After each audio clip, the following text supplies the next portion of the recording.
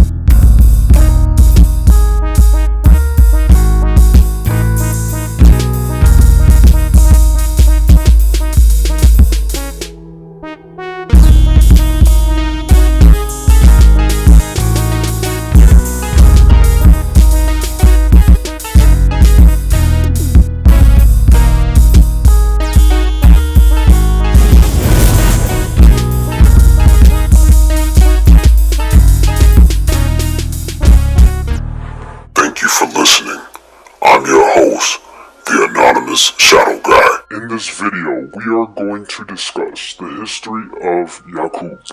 Yaqub was born in the year 4770 BC. He was an introverted child who preferred to spend time alone. He loved to think about and solve problems. He had a magnetic personality, and other children wanted to be around him.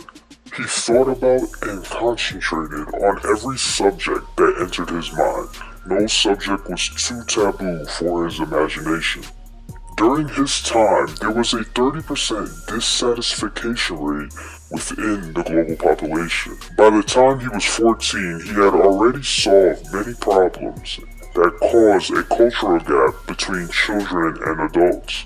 In other words, he solved problems typical to adolescence that caused children to rebel against adults. Yaqub, who discovered his mission early in life after playing with steel, discovered that the magnetic poles that existed within steel represented the tension of opposites that existed within human beings.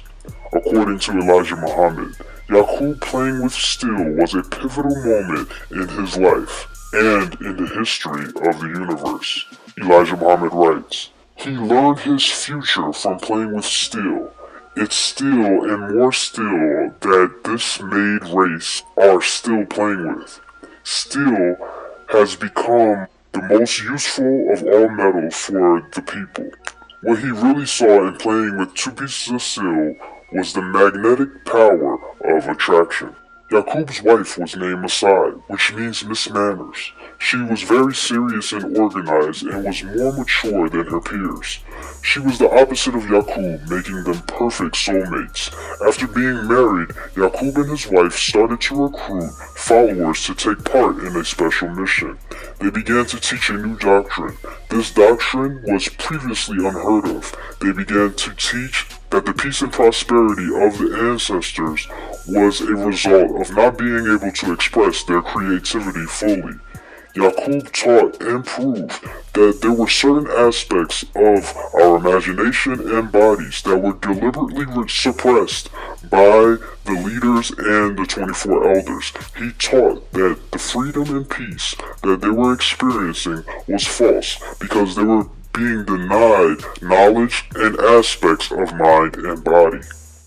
Most people were opposed to this new teaching. In Holy Quran 2:30 it reads, "And when your Lord said to the angels, 'Indeed I will make upon the earth a successive authority,' they said, 'Will you place upon it one who causes corruption therein and sheds blood?' While we declare your praise and sanctify you, Allah said, 'Indeed, I know that which you do not know.'"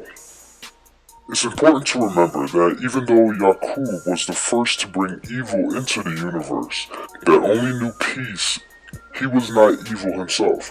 Yaqub was destined for this work as it helps the universe to discover all that is within itself.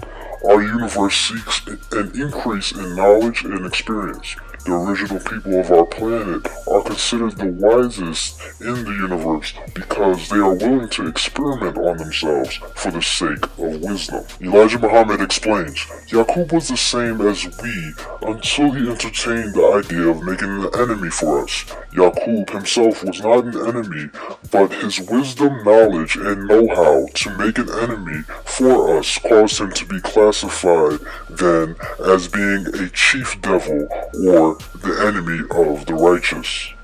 There is evidence of making a mortal from the essence of another in the Holy Quran.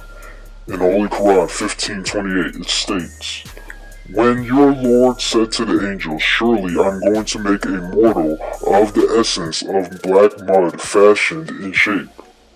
There were a number of people during that time who were curious about the teaching and were willing to follow Yaqub and Messiah. These individuals would eventually become the 60,000 Elohim who founded the world for the 6,000-year cycle of self-forgetfulness. These 60,000 volunteers would be taken to the island of Pelan, or Patmos, to begin an experiment that would last 6,000 years.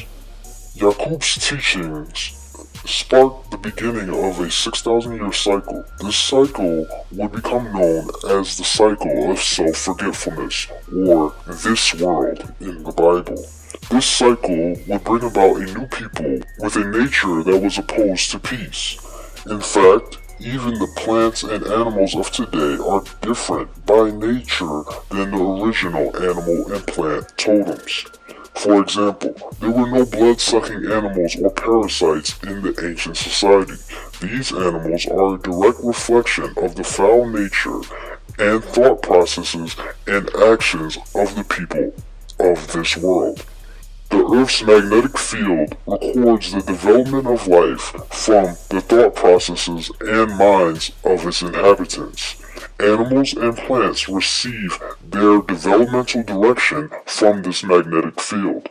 Each animal represents a partial manifestation or a portion of our minds and aspects of the character of the modern society.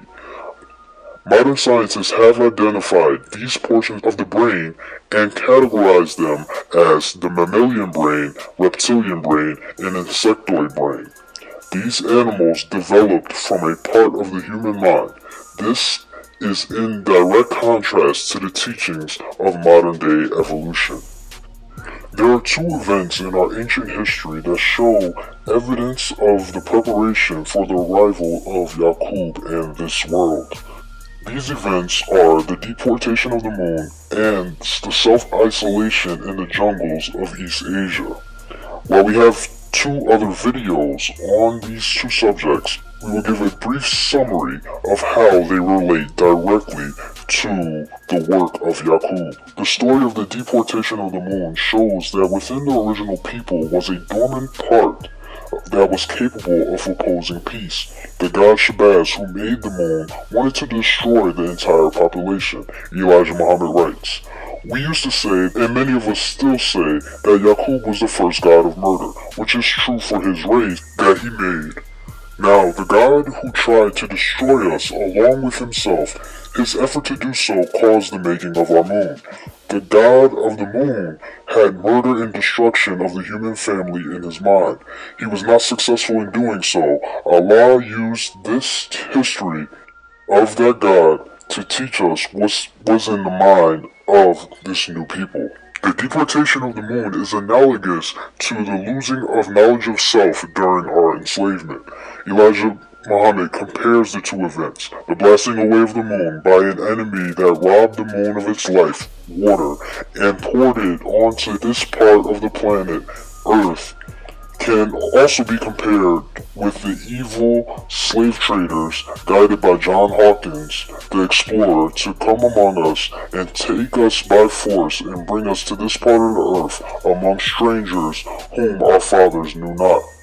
Elijah continues, "Here we the black men in America stand as a moon devoid of wisdom and the knowledge of self and others, and the moon is devoid of water."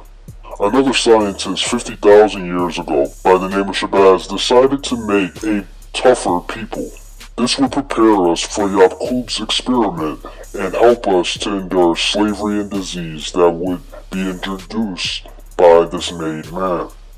The origin of kinky hair came from one of our dissatisfied scientists 50,000 years ago, who wanted to make all of us tough and hard in order to endure life in East Asia and overcome the beast there.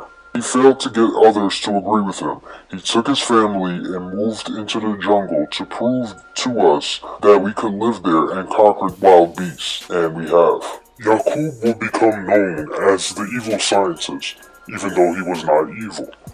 This is because he was the first to bring violence, murder, and deceit to the universe. Yaqub simply knew that if your peace could be destroyed, it was not worth much. He reasoned that the ancient people experienced peace and freedom simply because they had not experienced evil and ignorance, which was suppressed by the elders.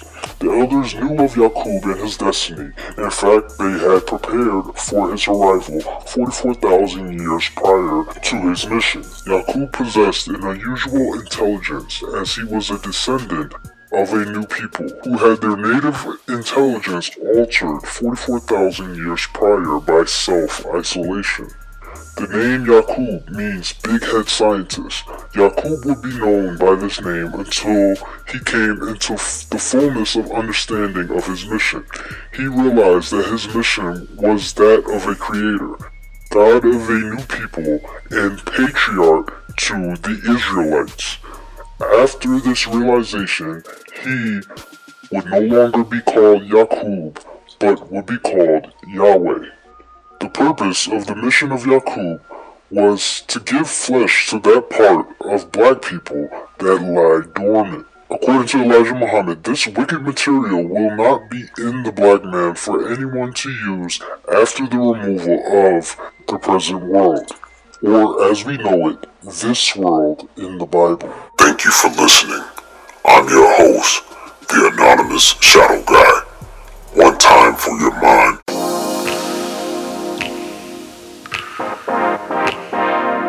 I hope you've enjoyed this beautiful episode of Season 3. One time.